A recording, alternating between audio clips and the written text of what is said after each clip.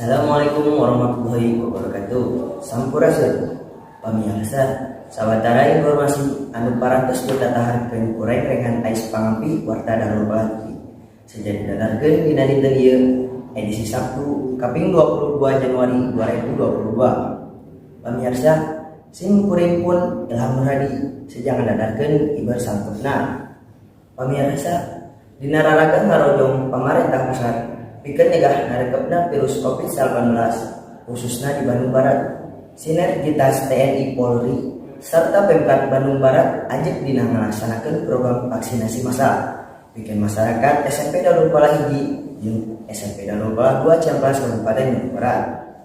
Kegiatan vaksinasi massal pikeun masyarakat SMP Darul Falah 1 jeung SMP Darul Falah 2 Ciamplas Kabupaten Bandung Barat dilumangsungkeun di Aula Gedung Anyar SMP Darul Falah Ciamplas tadi Sabtu 22 Januari 2022.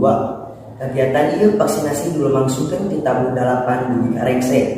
Pikeun jenis vaksin anu disadiakeun dina program vaksinasi ieu nyaeta vaksin Sinapec tahap kedua kalawan reana 1000 dosis.